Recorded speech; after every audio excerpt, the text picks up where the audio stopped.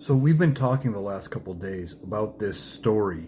It's not really a story, but a news event, I guess, about Pete Hegseth ordering the attack on boats coming from Venezuela that were supposedly fishing boats. But according to this administration, they're saying they were running illegal substances. Now, Pete Hegseth ordered them destroyed, and then there is this report out that was leaked that claims, after they had already bombed the boat once, that there were survivors hanging from the side and unable to fight back, and they were told to get rid of them all. And they attacked the boat again and then sunk it. Now, we've been talking about how the proper procedure should have been that he goes ahead, has the boats make it to the United States, seize them with the Coast Guard, search them, and then, take any of the contraband, charge them in the U.S. criminal system, etc. But that's not what they did.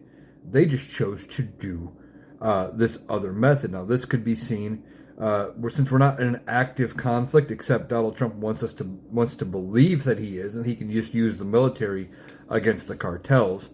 It probably wouldn't rise to the level of a war crime, but it could be a potential murder charge. Now, the Senate has already announced a bipartisan investigation into this. Now the House is going to be doing a bipartisan investigation into it as well.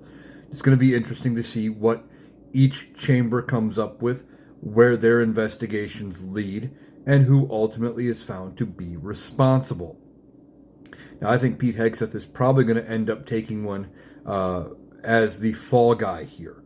He's probably going to get removed. And potentially, Donald Trump could ask for his resignation. Probably not. They could impeach and remove him. That is entirely possible.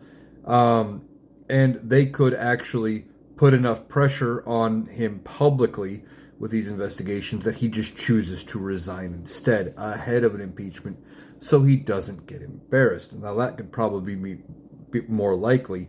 And maybe instead of firing him, Donald Trump would just ask for his resignation. Still don't think that's going to work. I think Donald Trump is going to let Hegseth take the fall, maybe with an impeachment.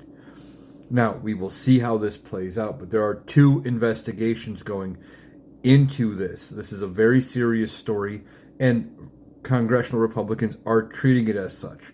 It's just another sign of the cracks that are forming in the Republican Party as they break from Donald Trump.